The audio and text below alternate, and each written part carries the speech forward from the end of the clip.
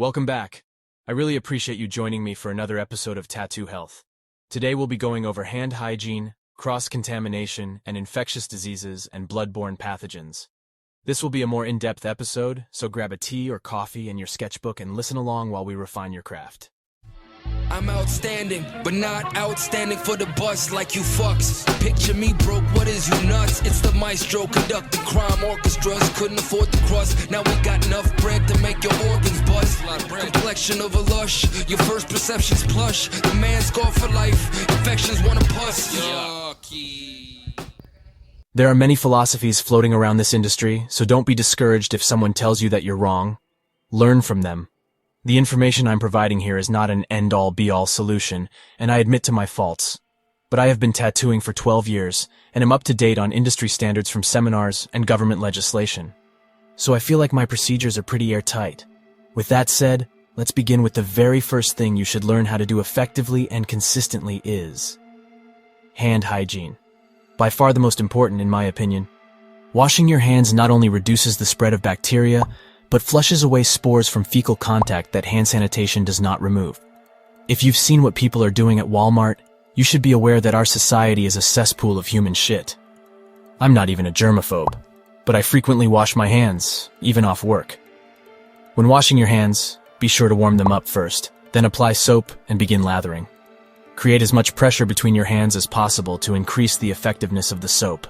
Squeezing your hands together will kill more bacteria than adding more soap, which actually does nothing.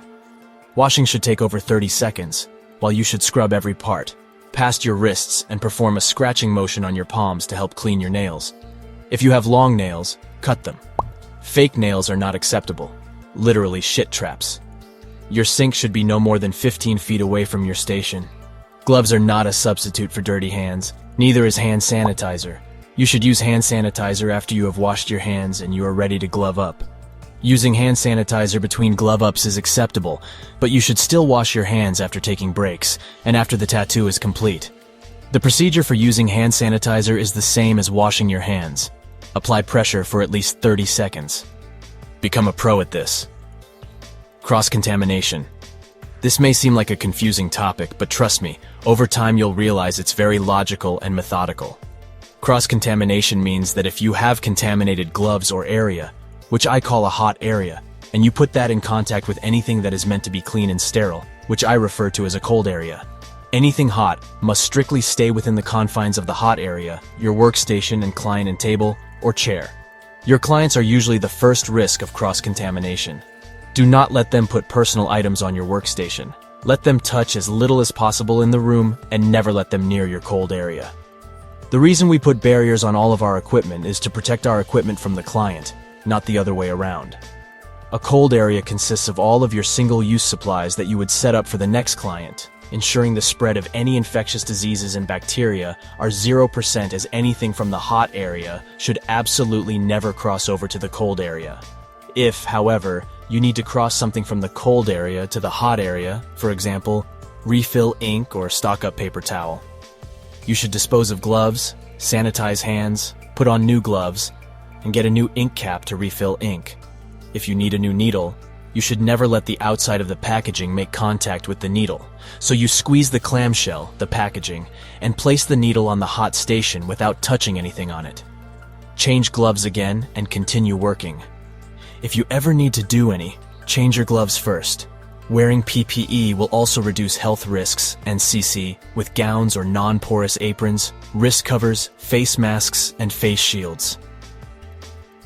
Bloodborne pathogens and infectious diseases, HIV, AIDS, Hepatitis A, B, C, bacteria, such as Staphylococcus, Pseudomonas, Mycobacterium, and fungi. Typically, these infectious diseases are spread through poor hygiene, although the worst ones like HIV are transmitted intrusively. It's important to note that, if proper cleaning strategies aren't implemented, although HIV cannot survive without a host for long, the virus has been shown to remain infectious in aqueous solutions at room temperature for up to 15 days. It can also survive in pigmented solutions, like tattoo inks, because inks are relatively inert.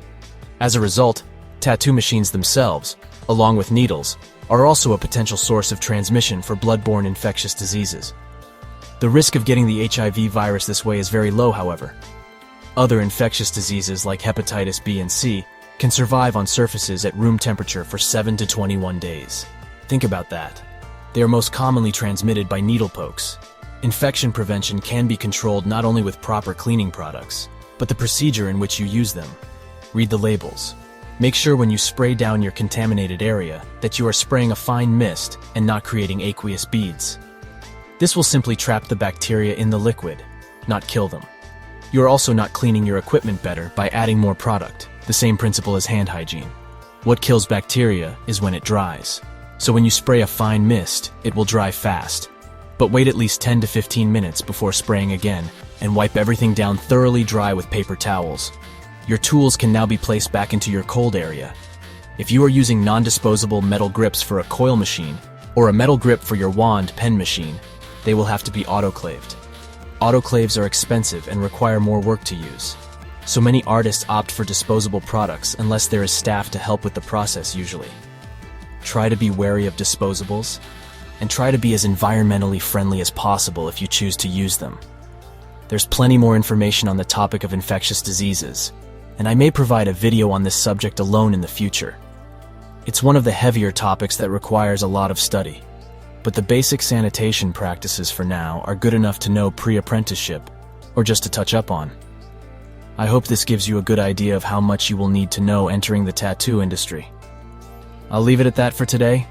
Thanks again for joining me on the topic of tattoo health. And as always, make sure you seek out an apprenticeship and advice from professionals. Stay sanitary, planet Earth.